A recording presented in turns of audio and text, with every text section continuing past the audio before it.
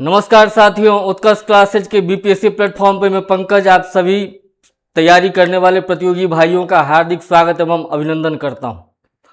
जैसा कि प्रतिदिन मैं बिहार की आगामी परीक्षाओं को देखते हुए जो महत्वपूर्ण टॉपिक हैं उस पर चर्चा करने के लिए आपके समक्ष उपस्थित होता हूं। उसी कड़ी को आगे बढ़ाते हुए आज हमने एक और महत्वपूर्ण टॉपिक चुना है, जहां से बिहार में आयोजित होने वाली जो आगामी परीक्षाएं हैं, जैसे एईडीओ की परीक्षा है और 72वीं बीपीएससी की परीक्षा है, तो यहाँ पे क्वेश्चन आने की जो है पूरी संभावना है। ठीक है, तो इस पूरे टॉपिक को बड़े ध्यान से समझेंगे। ठीक है, और यहां से आने वाले किसी भी सवाल को गलत नहीं करना है। सवाल आएंगे इस बात की मैं श्योरिटी दे सकता हूं। ठीक है, तो आगे बढ़ते हैं। आज का टॉपिक है बिहार के प्रमुख स्वतंत्रता सेनानी एवं महान विभूतियां। अक्सर बिहार की परीक्षाओं में, किसी भी परीक्षा में, चाहे वो सिविल की परीक्षा हो, वनडे की परीक्षा हो, तो इस टॉपिक से सवाल पूछे जाते हैं। लेकिन इस टॉपिक से संबंधित सारी चीजें जो हैं वो एक जगह कंपाइल नहीं होने के कारण जो है कई बार बच्चे क्या करते हैं, गलती कर देते हैं। तो जबकि ये टॉपिक बहुत ही रोचक टॉपिक है, क्योंकि इसमें हम बिहार के विभिन्न जो है महत्वपूर्ण व्यक्तित्वों के बारे में जानने वाले हैं। तो आज इसको समझते हैं और अपना सवाल सही करने को जो है सुनिश्चितता जो है इस क्लास से आपको मिलेगी। ठीक है, तो आगे बढ़ते हैं। सबसे पहले हम बात करेंगे वीर कुंवर सिंह की। वीर कुंवर सिंह 1857 के संग्राम के जो है मुख्य नायक थे बिहार में। जैसा कि आप जानते हैं कि बिहार में 1857 के संग्राम की शुरुआत कहां से हुई थी? रोहिणी नाम के स्थान से हुई थी, जो देवघर में है। जो अब देवघर तो वर्तमान झारखंड राज्य का भाग है। तो रोहिणी से 1857 की क्रांति की शुरुआत हुई थी। और यह क्रांति जो है बिहार ही नहीं, बिहार में तो वीर कुंवर सिंह ने अपना नेतृत्व प्रदान किया ही था, और बिहार के साथ साथ ये उत्तर प्रदेश और जहां भी विद्रोह फैला हुआ था वहां पे भी इन्होंने जो है अपना कुशल नेतृत्व से जो है इस 1857 के संग्राम को जो है आगे बढ़ाया था। ठीक है, तो जानते हैं वीर कुंवर सिंह के बारे में। वीर कुंवर सिंह जो है उज्जैनिया घराने के जगदीशपुर के जो है जमींदार थे। कहां के जमींदार थे? जगदीशपुर के जमींदार थे। ठीक है, और सबसे बड़ी बात यह है कि 80 वर्ष की आयु में इन्होंने 1857 के विद्रोह का जो है बिहार में नेतृत्व किया था। और इनकी जो प्रणाली थी, जिसके बल पे, जिसके दम पे इन्होंने अंग्रेजों के छक्के छुड़ाए थे, वो था गुरिल्ला युद्ध। ये गुरिल्ला युद्ध का इस्तेमाल करते थे और गुरिल्ला युद्ध के माध्यम से जो है ब्रिटिश सैनिकों को जगह जगह पे इन्होंने जो है मात दी थी। गुरिल्ला युद्ध जानते ही हैं कि कैसे होता है। गुरिल्ला युद्ध जंगलों में छुप करके जो है और अचानक से जो प्रतिरोधी सैनिक होते हैं, लोग होते हैं, विपक्षी होते हैं, उनके ऊपर हमला करने की एक युद्ध प्रणाली है। ठीक है, और वीर कुंवर सिंह के योगदान के सम्मान में जो है बिहार सरकार ने एक स्मारक डाक टिकट भी जो है जारी किया है। और 1992 ईस्वी में आरा भोजपुर, वर्तमान भोजपुर में जो है आरा में वीर कुंवर सिंह विश्वविद्यालय की जो है स्थापना की गई थी। वो वीर कुंवर सिंह के महत्व को दर्शाता है। अब आगे बढ़ते हैं। अमर सिंह। अमर सिंह भी वीर कुंवर सिंह के ही भाई थे, वीर कुंवर सिंह के छोटे भाई थे। ये कौन थे? वीर कुंवर सिंह के भाई थे। और इन्होंने भी जो है 1857 के संग्राम में वीर कुंवर सिंह के साथ जो है अपनी भूमिका निभाई थी। ये कैमूर की पहाड़ियों में छुप के जो है छापामार युद्ध लड़ा था और अंग्रेज सैनिकों के इन्होंने छक्के छुड़ाए थे। और वीर कुंवर सिंह के मृत्यु होने के उपरांत भी 1 साल तक इन्होंने जो है छापामार युद्ध के माध्यम से जो है 1857 के संग्राम को चलाया था। अंग्रेजों के विरुद्ध इन्होंने लड़ाई लड़ी थी। और नवंबर 1858 ईस्वी में ये अंग्रेजों के द्वारा बंदी बना लिए गए और फिर कारावास में जो है इनकी मृत्यु हो गई। तो याद रखना है कि अमर सिंह जो है ये कौन है? वीर कुंवर सिंह के भाई हैं। और इन्होंने 1857 के संग्राम में जो है अपनी महत्वपूर्ण भूमिका निभाई थी। अब बात करते हैं शेख बिहारी की। शेख बिहारी वर्तमान झारखंड राज्य के रांची से संबंधित है, लेकिन 1857 के समय तो बिहार झारखंड सब एक राज्य ही था, बिहार का ही भाग हुआ करता था। इसलिए हमने शेख बिहारी को भी आज के इस क्लास में शामिल किया है। तो यह भी 1857 के विद्रोह के प्रमुख शहीदों में से एक थे। और अंग्रेजों ने क्या किया था? इन्हें फांसी पर चढ़ा दिया था। तो शेख बिहारी को अंग्रेजों ने फांसी पर चढ़ा दिया था और इनके सम्मान में भी जो है मुख्यमंत्री के द्वारा एक स्मारक का उद्घाटन किया गया है। अब बात करते हैं डॉक्टर राजेंद्र प्रसाद की। डॉक्टर राजेंद्र प्रसाद भारत के पहले राष्ट्रपति और बिहारी अस्मिता के, बिहारी गौरव के प्रतीक हैं डॉक्टर राजेंद्र प्रसाद। बात करते हैं इनके स्वतंत्रता आंदोलन में योगदान की। तो इन्होंने 1906 ईस्वी में क्या किया था? बिहारी छात्र सम्मेलन की स्थापना की थी। 1906 ईस्वी में बिहारी छात्र सम्मेलन की जो है स्थापना की थी। कहाँ की थी? पटना में की थी। और 1919 के रॉलेट एक्ट सत्याग्रह में जो है इन्होंने अपनी महत्वपूर्ण भूमिका निभाई थी। इनकी सक्रियता जो है रॉलेट सत्याग्रह से लेकर के भारत छोड़ो आंदोलन तक जो है सक्रिय रूप से ये राष्ट्रीय आंदोलन में अपनी भूमिका इन्होंने निभाई। 1930 में जो नमक सत्याग्रह हुआ था, नमक सत्याग्रह मतलब सविनय अवज्ञा आंदोलन जो हुआ था, इस नमक सत्याग्रह के समय ही महात्मा गांधी ने दांडी मार्च निकाला था। तो इस नमक सत्याग्रह में भी जो है इन्होंने बिहार को अपना नेतृत्व प्रदान किया था। ठीक है। और 1942 के भारत छोड़ो आंदोलन के दौरान तो ये बिहार के प्रमुख नेता थे ही। और एक खास बात कि 1934 ईस्वी में जो भारतीय राष्ट्रीय कांग्रेस का मुंबई में जो बम्बई, जिसे वर्तमान मुंबई को पहले बम्बई बोला जाता था, तो बम्बई में जो भारतीय राष्ट्रीय कांग्रेस का जो अधिवेशन आयोजित हुआ था उसकी अध्यक्षता डॉक्टर राजेंद्र प्रसाद ने ही की थी। और एक और महत्वपूर्ण बात इनके बारे में कि भारत के पहले खाद्य और कृषि मंत्री रहे थे। 1946 में जब अंतरिम सरकार का गठन हुआ था तो उस अंतरिम सरकार में डॉक्टर राजेंद्र प्रसाद खाद्य और कृषि मंत्री के रूप में इन्होंने अपनी सेवाएं प्रदान की थी। उसके बाद जब संविधान सभा का गठन हुआ, जैसा कि आप जानते हैं 1940 ईस्वी में कैबिनेट मिशन के आने के बाद जो है संविधान सभा का गठन हुआ था। तो 1940 ईस्वी में डॉक्टर राजेंद्र प्रसाद को संविधान सभा का अध्यक्ष नियुक्त किया गया था और ये देश के प्रथम राष्ट्रपति भी थे। डॉक्टर राजेंद्र प्रसाद देश के प्रथम राष्ट्रपति भी थे। अब बात करते हैं डॉक्टर सच्चिदानंद सिन्हा की। तो डॉक्टर सच्चिदानंद सिन्हा ने पृथक बिहार के निर्माण में अपनी अग्रणी भूमिका निभाई थी। जैसा कि आप जानते हैं कि ये पृथक बिहार से पहले बिहार जो है वो बंगाल प्रेसिडेंसी का ही भाग हुआ करता था। और 1912 ईस्वी में सबसे पहले जो है बिहार और उड़ीसा को अलग करके जो है एक पृथक प्रांत बना दिया गया। मतलब बिहार प्लस उड़ीसा ये दोनों एक साथ थे, इन दोनों को बंगाल से अलग करके एक पृथक प्रांत जो है बना दिया गया। तो बिहार को, पृथक बिहार की स्थापना में बंगाल से अलग किए जाने में जो है डॉक्टर सच्चिदानंद सिन्हा की जो है प्रमुख भूमिका रही थी। ठीक है। और 1946 ईस्वी में जो भारत का संविधान सभा स्थापित किया गया था तो इसके प्रथम अस्थायी अध्यक्ष जो थे वो डॉक्टर सच्चिदानंद सिन्हा ही थे। संविधान सभा के क्या थे? अस्थायी अध्यक्ष।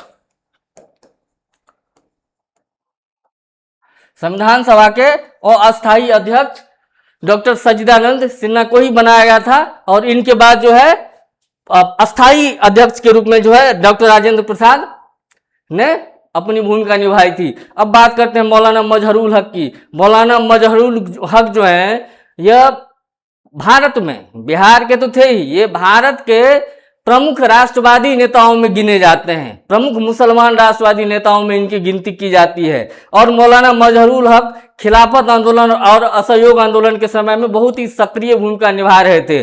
और खिलाफत आंदोलन की अगर बात करें तो इससे आगे होम रूल लीग की स्थापना जो है, जब बिहार में होम रूल लीग की स्थापना हुई थी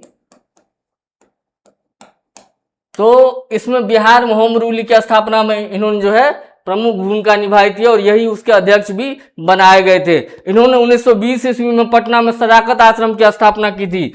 कब की थी? 1920 ईस्वी में। और यही सदाकत आश्रम जो है यह वर्तमान में भारतीय राष्ट्रीय कांग्रेस का, कांग्रेस पार्टी का जो है मुख्यालय भी है।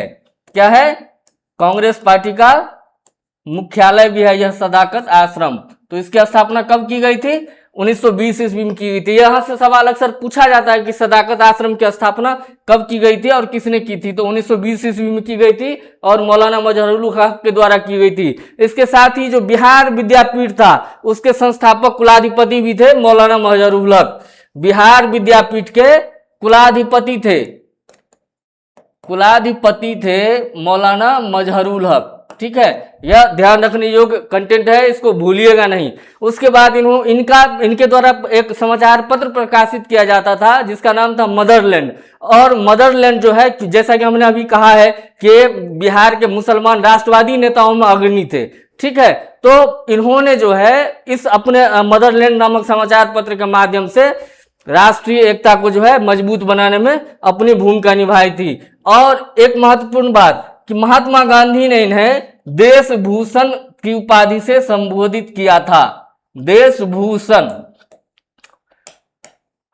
तो ये सवाल भी, एक सवाल इस तरीके से पूछा जा सकता है कि देश भूषण के नाम से किसे पुकारा जाता है या किन की उपाधि है, तो मौलाना मजहरुल हक की उपाधि है। देश भूषण की उपाधि मौलाना मजहरुल हक को किसने दी थी, तो देश भूषण की उपाधि मौलाना मजहरुल हक को महात्मा गांधी ने दी थी। ठीक है, यहां से सवाल आने की पूरी संभावना है।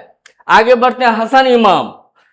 ये हसन इमाम जो थे, ये हाई कोर्ट के प्रथम बिहारी जज नियुक्त हुए थे। कब? 1912 ईस्वी में, जब पृथक बिहार की स्थापना हो रही थी, 1912 में ही हुई थी। तो उस टाइम पे 1912 ईस्वी में जो है हसन इमाम जो है कलकत्ता हाई कोर्ट के प्रथम बिहारी जज नियुक्त किए गए थे। यह भी एक गौरव की बात थी कि तत्कालीन सरकार में, अंग्रेजी सरकार में जो है 1912 ईस्वी में हाई कोर्ट के, कलकत्ता हाई कोर्ट के जो है प्रथम बिहारी जज इनको बनाया गया था, नियुक्त किया गया था। उसके साथ ही जब 1912 ईस्वी में बिहार को और उड़ीसा को बंगाल से पृथक कर दिया गया था, तो जो वहां की विधान परिषद थी, जो बिहार और उड़ीसा मिलके एक जो है राज्य था, इसे बिहार बोला जाता है। तो तत्कालीन बिहार और उड़ीसा विधान परिषद के प्रथम निर्वाचित उपाध्यक्ष भी रहे थे हसन इमाम। और होम रूल आंदोलन से लेकर के, अगर हम राष्ट्रीय आंदोलन की बात करें तो होम रूल आंदोलन से लेकर के सविनय अवज्ञा आंदोलन तक इन्होंने अपनी महत्वपूर्ण सक्रिय भागीदारी जो है राष्ट्रीय आंदोलन में निभाई थी। उसके साथ ही बिहार के पृथक्करण, बिहार के शिक्षा, बिहार के पत्रकारिता में जो है इन्होंने अपनी महत्वपूर्ण भूमिका भी निभाई थी। अब बात करते हैं अली इमाम की। ये भी हसन इमाम के बड़े भाई थे। कौन थे? हसन इमाम के बड़े भाई थे, और इन्होंने भी राष्ट्रीय आंदोलन में जो है अपनी बड़ी भूमिका निभाई थी। अब बात करते हैं सर सुल्तान अहमद की। ये सर सुल्तान अहमद जो थे, ये बहुत प्रसिद्ध विधि शास्त्री थे। ठीक है, और पटना विश्वविद्यालय के प्रथम भारतीय कुलपति भी ये बने थे। पटना विश्वविद्यालय के प्रथम भारतीय कुलपति बने थे। जैसा कि आप जानते हैं कि पटना विश्वविद्यालय की स्थापना कब हुई थी? पटना विश्वविद्यालय, पटना यूनिवर्सिटी की स्थापना 1917 ईस्वी में हुई थी। तो उस समय जो है सर सुल्तान अहमद को इसका प्रथम भारतीय कुलपति होने का जो है गौरव प्राप्त है।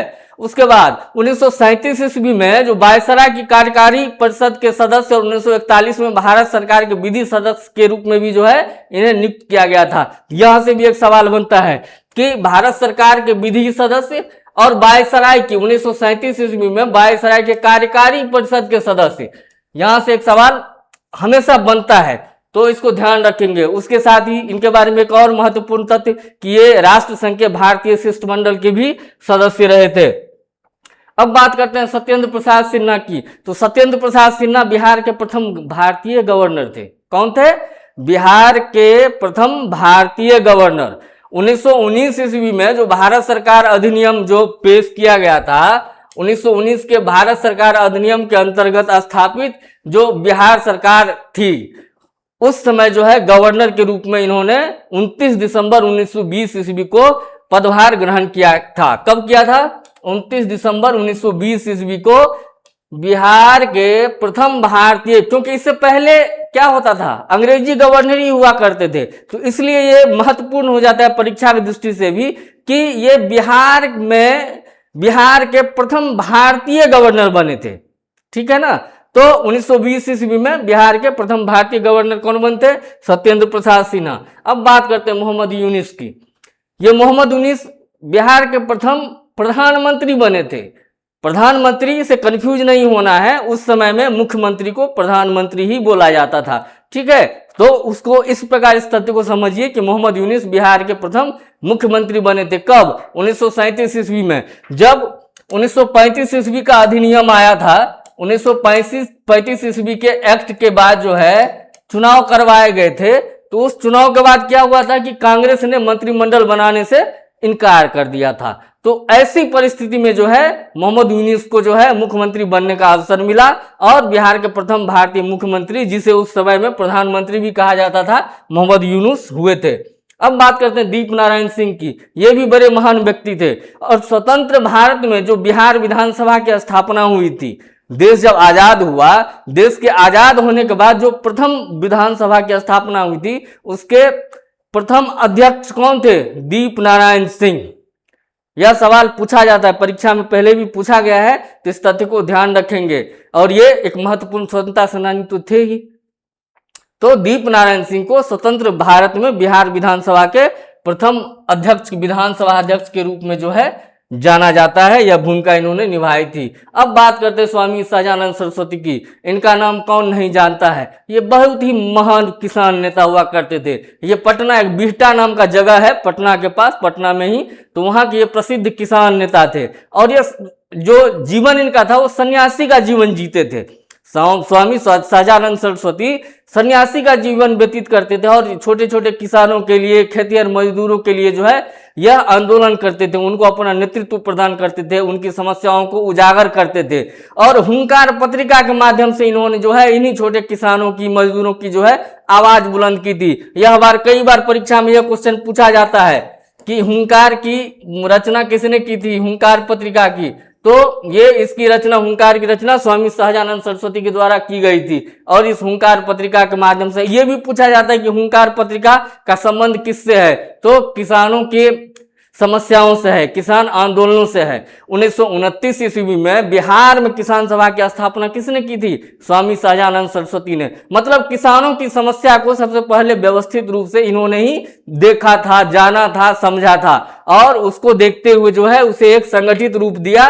और 1929 ईस्वी में जो है बिहार किसान सभा की स्थापना हुई। उसके साथ ही 1936 ईस्वी में, यही जब क्रम आगे बढ़ा, तो 1936 ईस्वी में अखिल भारतीय किसान सभा का जो है गठन इन्होंने किया था। किसने? स्वामी सहजानंद सरस्वती ने 1936 ईस्वी में। यह भी कमीशन का जो है एक फेवरेट क्वेश्चन है, यहां से भी अक्सर सवाल पूछा जाता है। और यह सम्मेलन कहां पर आयोजित हुआ था? तो लखनऊ में आयोजित हुआ था। लखनऊ में यह सम्मेलन जो है आयोजित हुआ था। और स्वामी सहजानंद सरस्वती जो थे, जैसा कि हमने बताया कि सन्यासी जीवन जीते थे, तो इन्होंने पटना के बिहटा के पास जो है एक आश्रम की स्थापना भी की थी। अब आगे बढ़ते हैं, जयप्रकाश के बारे में बात करते हैं। जयप्रकाश नारायण को लोकनायक उपनाम से भी जाना जाता है। उन्हें जेपी भी बोला जाता है। जे से जयप्रकाश और जे से जय और पी से प्रकाश। तो जेपी के नाम से बहुत अधिक फेमस हुए हैं, तो लोकनायक के नाम से भी इनको जाना जाता है। जयप्रकाश नारायण बिहार समाजवादी पार्टी, जिसे सोशलिस्ट पार्टी के नाम से अधिक लोग जानते हैं, में अपनी सक्रिय भूमिका निभाई थी। उसके स्थापना में भी अपनी सक्रिय भूमिका निभाई थी। और भारत छोड़ो आंदोलन, तो ये समझिए कि पूरे देश में मुझे लगता है कि सबसे फोकस में जयप्रकाश नारायण ही थे ऐसे प्रमुख नेता, क्योंकि जो पहली पीढ़ी के जो नेता थे उनको तो गिरफ्तार कर लिया गया था भारत छोड़ो आंदोलन के दौरान। तो जयप्रकाश नारायण के मतलब दूसरी पीढ़ी के जो नेता थे, उन्होंने ही भारत छोड़ो आंदोलन को अपना नेतृत्व प्रदान किया था। और उसी क्रम में बिहार में भारत छोड़ो आंदोलन को इन्होंने अपना महत्वपूर्ण नेतृत्व प्रदान किया। भारत छोड़ो आंदोलन के दौरान जयप्रकाश नारायण को हजारीबाग जेल में कैद करके रखा गया था। वहां से दीवार फांद के ये भाग निकले थे और उसके बाद भूमिगत होकर के जो है इन्होंने भारत छोड़ो आंदोलन में अपनी भूमिका निभाई थी। और उसी क्रम में इन्होंने आजाद दस्ता की भी स्थापना की थी। किसकी स्थापना की थी? आजाद दस्ता। यह सवाल भी परीक्षा में कई बार पूछा जाता है कि आजाद दस्ता की स्थापना किसने की थी? तो जयप्रकाश नारायण ने आजाद दस्ता की स्थापना की थी। जयप्रकाश नारायण ने भूमिगत रह करके जो है भारत छोड़ो आंदोलन में अपनी भूमिका निभाई थी। और इनके कुछ सहयोगी थे जो भूमिगत रेडियो का संचालन भी करते थे भारत छोड़ो आंदोलन के दौरान। तो इस प्रकार भारत छोड़ो आंदोलन के प्रमुख नेता के रूप में जयप्रकाश नारायण गिने जाते हैं। जयप्रकाश नारायण सर्वोदय आंदोलन से भी जुड़े रहे थे। किस आंदोलन से? सर्वोदय आंदोलन से। सर्वोदय मतलब क्या होता है? सबका उदय, जैसा कि सबसे ही स्पष्ट हो रहा है। तो ये सबके उदय, सबके विकास पे जो है इनका फोकस होता था। तो ये सर्वोदय आंदोलन से जुड़े हुए थे। और सत्ता की राजनीति, जो मेन स्ट्रीम की जो पॉलिटिक्स थी, जो सत्ता की राजनीति थी, पद प्राप्त करने की जो राजनीति होती है उससे ये हमेशा ही खुद को अलग रखते थे। और निश्चित रूप से क्योंकि इनको किसी पद का लोभ नहीं था, तो इसलिए ऐसे व्यक्ति जो होते हैं उनकी एक अलग ही गरिमा होती है, उनका एक अलग ही महत्व होता है। तो जयप्रकाश नारायण की भी एक अलग तरह की प्रतिष्ठा थी। और जब कांग्रेस पार्टी की सरकार थी और 1975 ईस्वी में आपातकाल लगाया गया था, तो इस आपातकाल के समय जो है, जब 1975 ईस्वी में आपातकाल लगाया गया था, तो इस आपातकाल के समय इंदिरा गांधी प्रधानमंत्री थी, इंदिरा गांधी के नेतृत्व में केंद्र की सरकार चल रही थी। तो इन्होंने उसका जबरदस्त विरोध किया था और संपूर्ण क्रांति का आह्वान किया था। उसके बाद ही भारत में जो है सत्ता परिवर्तन संभव हो पाया था। तो संपूर्ण क्रांति का आह्वान किसने किया था, यहां से भी सवाल पूछे जाते हैं। तो जयप्रकाश नारायण ने संपूर्ण क्रांति का जो है आह्वान किया था। जयप्रकाश नारायण के जीवनी लेखक कौन है, यह सवाल भी बन सकता है। तो जयप्रकाश नारायण के जीवनी लेखक जो हैं रामवृक्ष बेनीपुरी हैं। रामवृक्ष बेनीपुरी एक हिंदी के प्रसिद्ध जो है साहित्यकार हैं, लेखक हैं। तो रामवृक्ष बेनीपुरी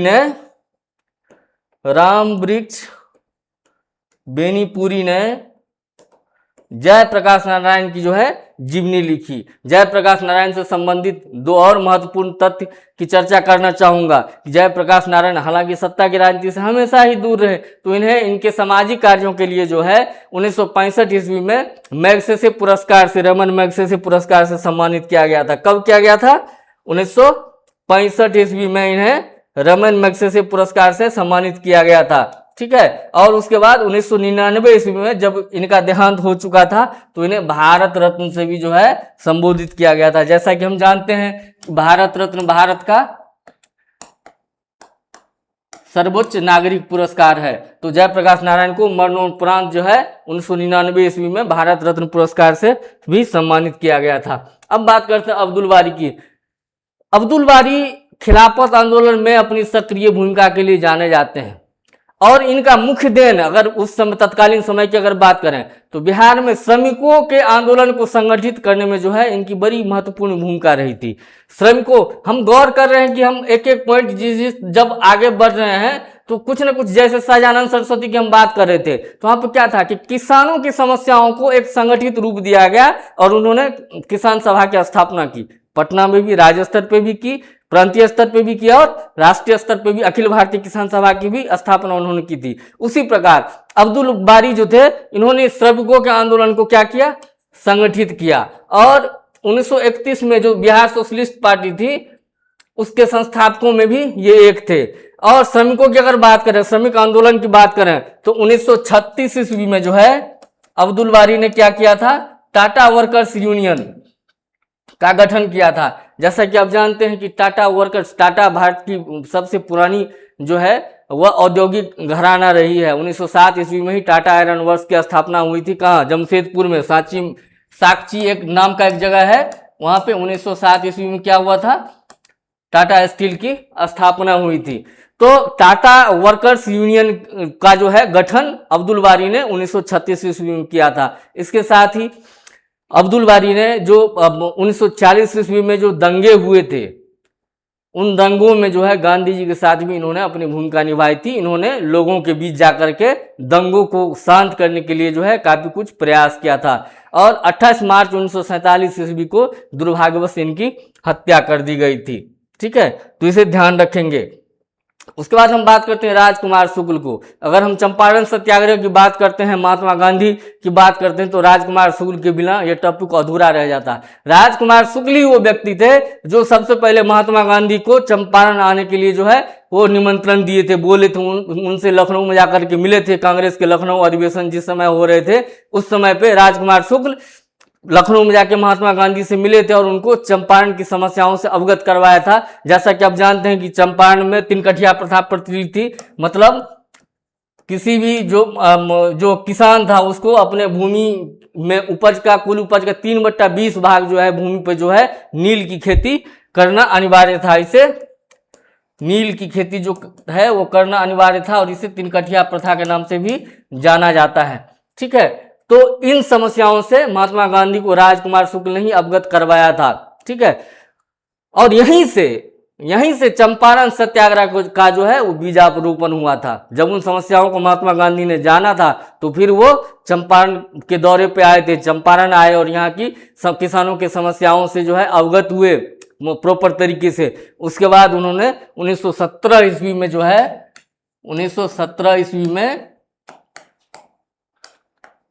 चंपारण सत्याग्रह शुरू किया था। यह भी एक महत्वपूर्ण सवाल है कि चंपारण सत्याग्रह कब शुरू हुआ था, तो 1917 ईस्वी में। तो इसका बीजारोपण हमने देखा है कि राजकुमार शुक्ल के प्रयासों से, क्योंकि इन्होंने ही महात्मा गांधी को चंपारण की समस्याओं से अवगत करवाया था, तो वहीं से होता है।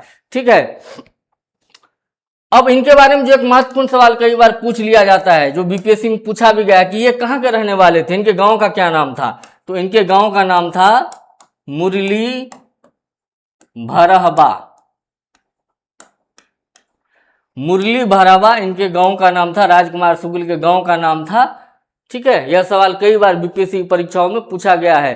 तो अब यहां से 3-4 सवाल बन सकते हैं। एक, उनके गांव का नाम भी पूछा जाता है, पूछा गया है, पहले भी पूछा गया है, और ये चंपारण से संबंधित किसान नेता थे।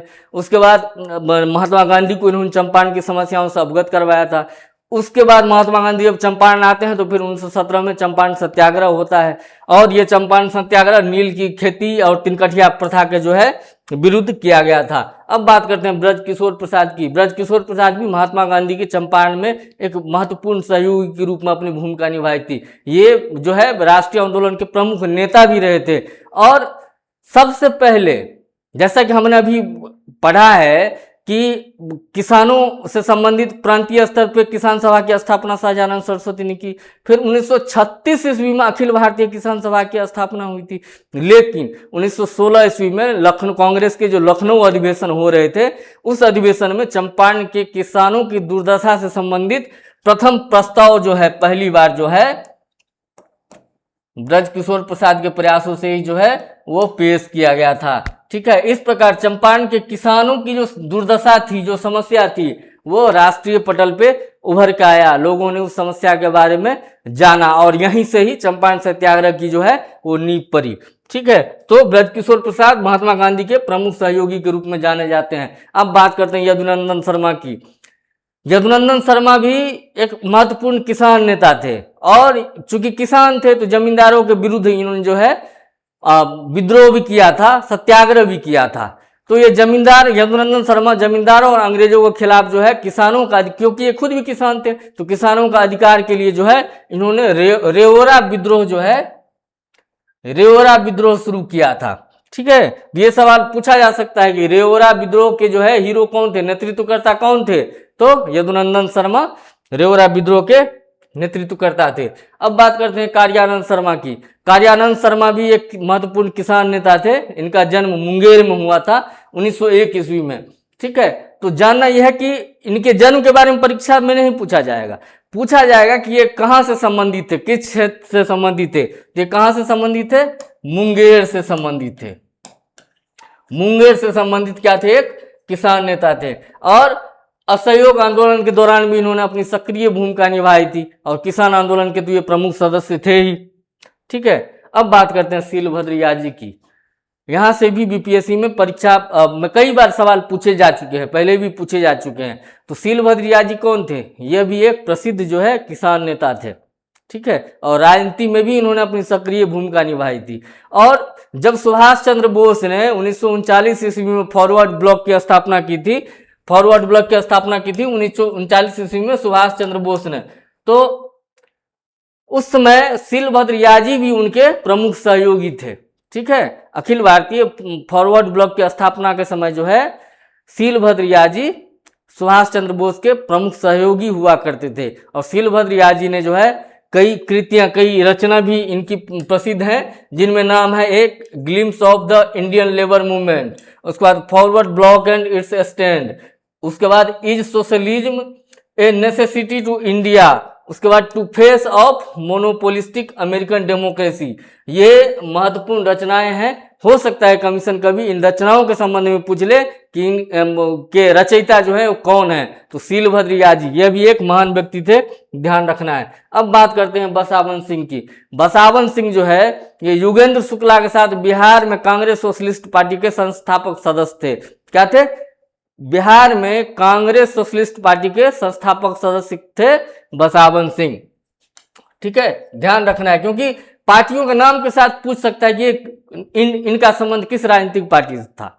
ठीक है, और यह भी जीवन पर्यंत वंचितों, औद्योगिक मजदूरों और कृषि श्रमिकों के अधिकारों के लिए जो है लगातार इन्होंने निरंतर प्रयास किया था। ठीक है, अब एक अगले महत्वपूर्ण व्यक्तित्व की बात करें तो योगेंद्र शुक्ला, यह HSRA के संस्थापक सदस्यों में से एक थे और बिहार से कांग्रेस के सोशलिस्ट पार्टी के संस्थापक सदस्य थे। HSRA मतलब Hindustan socialist Republican association, Hindustan socialist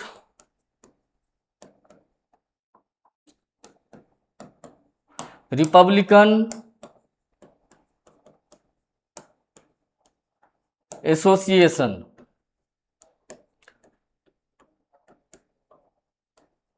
इस पूर्ण रूप को याद रखेंगे, HSRA का पूर्ण रूप है, जिसकी स्थापना चंद्रशेखर आजाद, सुखदेव और भगत सिंह आदि लोगों ने मिलकर की थी। तो ये योगेंद्र शुक्ला जो थे यह HSRA के संस्थापक सदस्यों में शामिल थे और ये एक ऐसे क्रांतिकारी थे जिनको कालापन की सजा हुई थी। कालापन की सजा तत्कालीन समय में किसको दिया जाता था?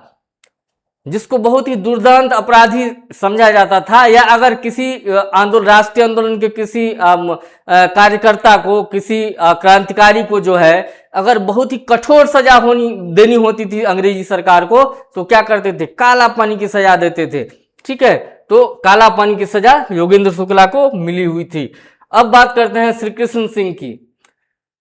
श्री कृष्ण सिंह, जिन्हें श्री बाबू और बिहार केसरी के नाम से भी जाना जाता है, कौन नहीं जानता है इनके योगदान को। नमक सत्याग्रह में इन्होंने जो है अग्रणी भूमिका निभाई थी। अभी हमने चर्चा की है कि नमक सत्याग्रह कब हुआ था? 1930 में, जब सविनय अवज्ञा आंदोलन हुआ था। सविनय अवज्ञा आंदोलन के समय,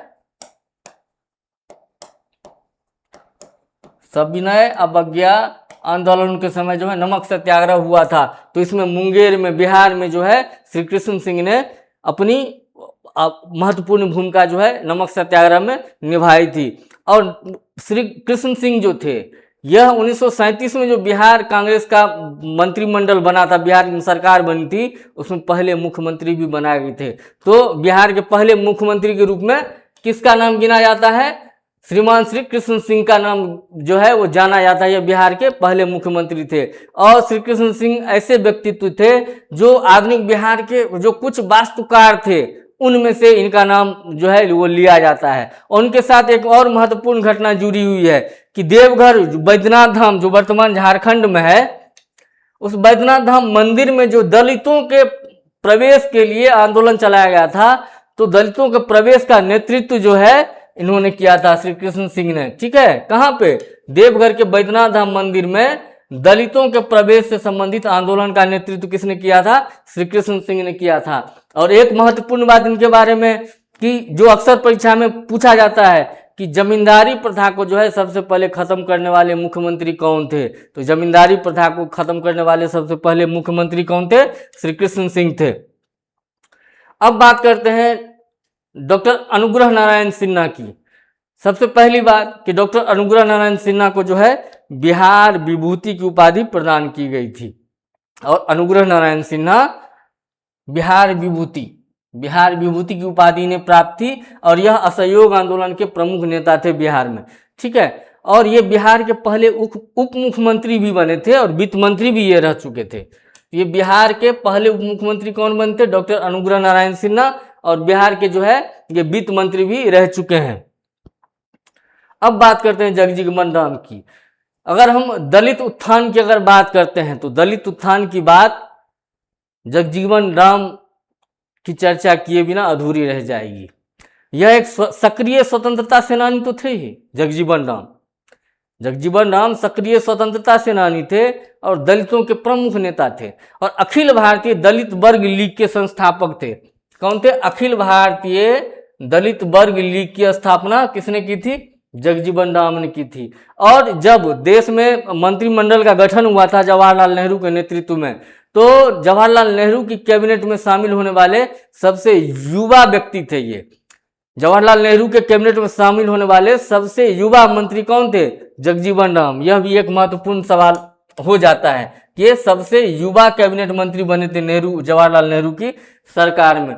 उसके बाद ये संविधान सभा के सदस्य के रूप में भी अपनी भूमिका इन्होंने निभाई थी और सामाजिक न्याय के लिए इन्होंने निरंतर लड़ाई की थी और सामाजिक न्याय दलितों को मिले, सामाजिक न्याय की जो भावना संविधान में है उसको स्थान मिले, वह इन्होंने अपने प्रयासों से सुनिश्चित किया था। उसके बाद जब 1971 ईस्वी में भारत पाकिस्तान का युद्ध हुआ था, तो इस 1971 के युद्ध के समय में जो है ये डिफेंस मिनिस्टर थे, रक्षा मंत्री थे बाबू जगजीवन राम। उसके बाद 1977 ईस्वी में जब सरकार बदली और मोरारजी देसाई के नेतृत्व में जो है सरकार का गठन हुआ था, तो मोरारजी देसाई के नेतृत्व में जो सरकार का गठन हुआ था उसमें उप प्रधानमंत्री रहे थे जगजीवन राम। क्या रहे थे? उप प्रधानमंत्री रहे थे। अब बात करते हैं सत्येंद्र नारायण सिंह की। सत्येंद्र नारायण सिंह बिहार के पूर्व मुख्यमंत्री रहे हैं और आपातकाल के समय जब इंदिरा गांधी की सरकार के द्वारा आपातकाल लगाया गया था और जयप्रकाश नारायण जी ने जब संपूर्ण क्रांति का आह्वान किया था, तो उस आंदोलन के, उस संपूर्ण क्रांति आंदोलन के समय जो है यह एक महत्वपूर्ण नेता थे। ठीक है, अब बात करते हैं बैकुंठ शुक्ला की।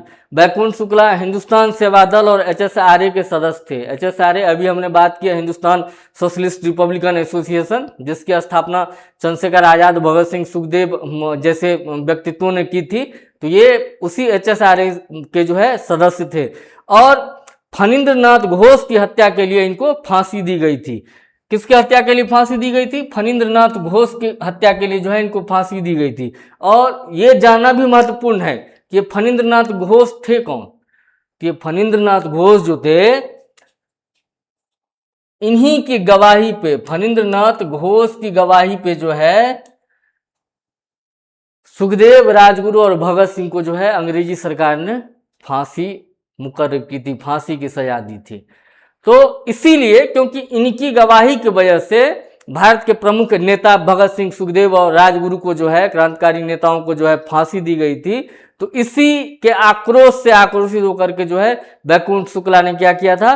फणींद्रनाथ घोष की हत्या कर दी थी और उसके बाद जो है इनको फांसी की सजा दे दी गई थी अंग्रेजी सरकार के द्वारा। ठीक है, तो यहां से सवाल भी बनते हैं, तो इसे ध्यान रखना है कि भगत सिंह, सुखदेव और राजगुरु के खिलाफ जो है गवाही अंग्रेजी सरकार के समक्ष किसने दी थी?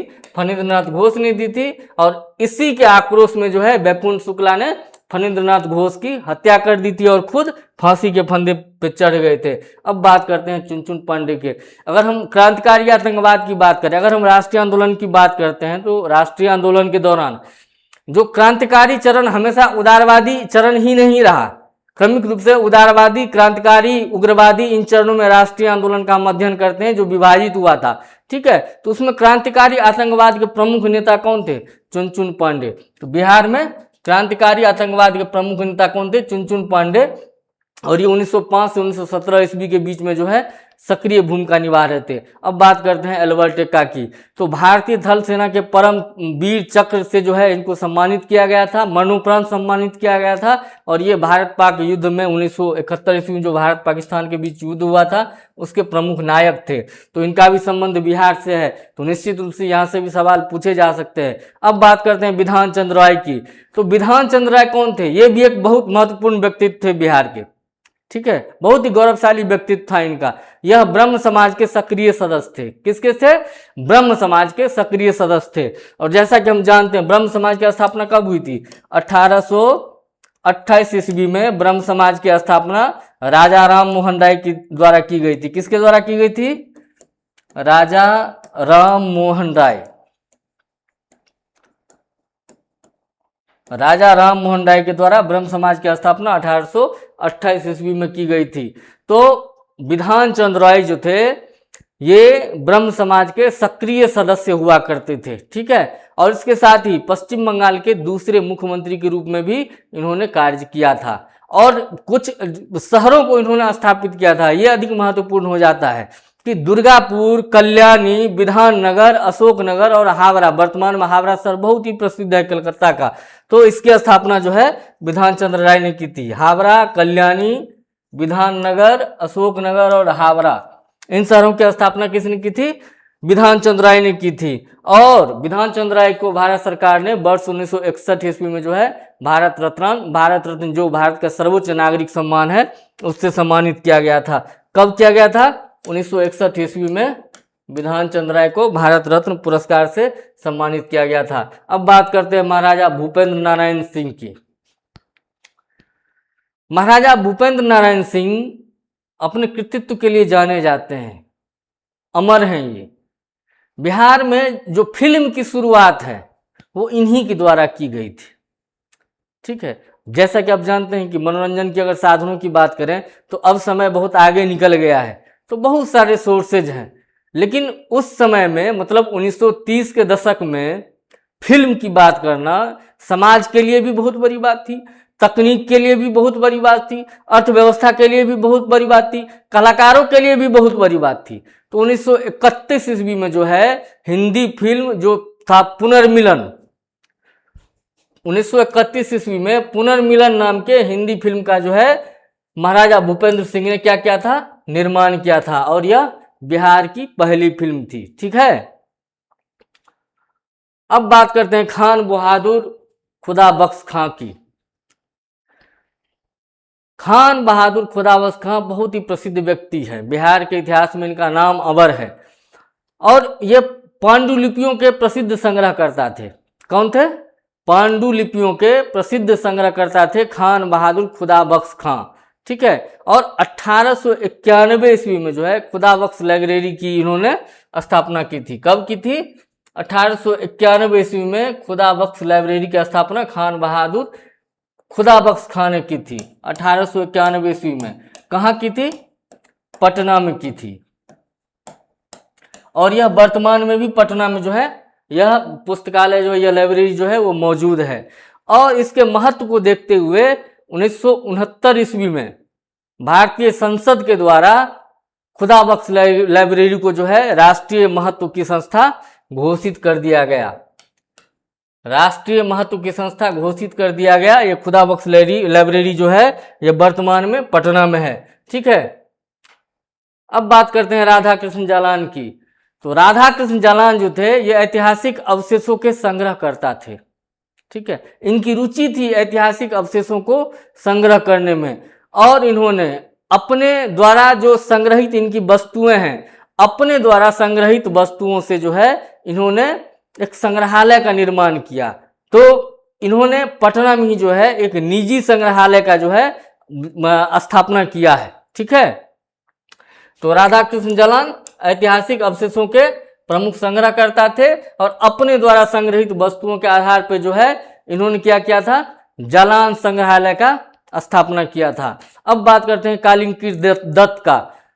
ये प्रसिद्ध इतिहासकार थे, इतिहासविद थे, और इन्होंने बिहार में स्वतंत्रता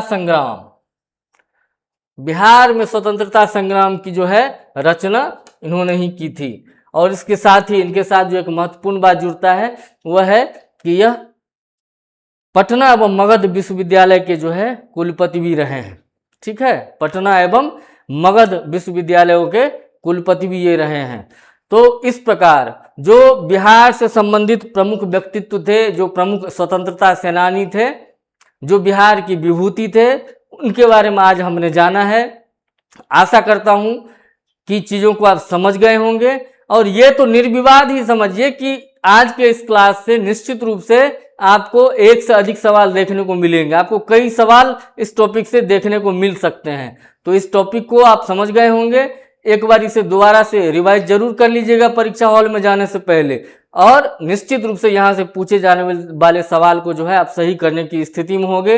अगर इन सभी व्यक्तित्वों के बारे में अगर कहीं से भी कोई सवाल पूछा जाता है तो निश्चित रूप से आज की क्लास में उसकी चर्चा हमने की है।